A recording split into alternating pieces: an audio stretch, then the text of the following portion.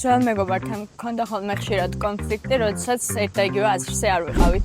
ცხოვრებაში, რა თქმა უნდა, მქონია პატარ-პატარა კონფლიქტები. კონფლიქტს ეგრე მარტივად ვერ გავიხსენებ, ახლა გადამხსენია. კონფლიქტი გადამეჭრა, უფრო სწორად უხეშად რომ თქვა, გამეყინა. ამისათვის დათმობაზე წავსულა, რომ რაღაცა არ გამწოვებულიყო ეს კონფლიქტი. ჩემი აზრით აუცილებელია და ერთადერთი გამოსავალი სწორედ დიალოგი და მოლაპარაკება არის. ასთა სხვადასხვაობების მიუხედავად, რომ საბოლოოდ მაინც საერთო აზრზე შეთანხმდეს კონფლიქტური მხარეები. ლაპარაკება არის და დიალოგი საჭირო რა, ერთმანეთს აზრით თუ არ მოისმენ ადამიანებმა, ისე არაფერი არ გამოვა. თითქმის ყველა ადამიანი ყოველდღიურად ასწავლობს სხვადასხვა კონფლიქტებს.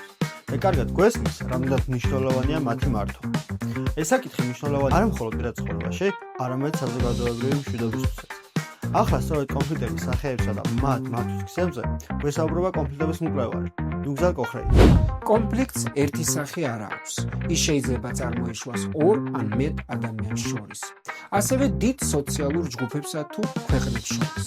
პირადი კონფლიქტი ჩნდება მაშინ, როცა ადამიანი ვერ პოულობს საერთო ენას ახლობლად.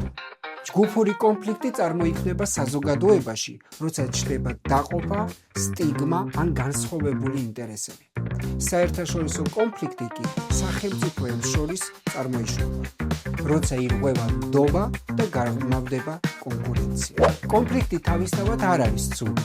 ის შეიძლება იყოს პროცესის ნაწილი, თუ მისი გადაწყვეტა მშვიდობიანად გვსურს.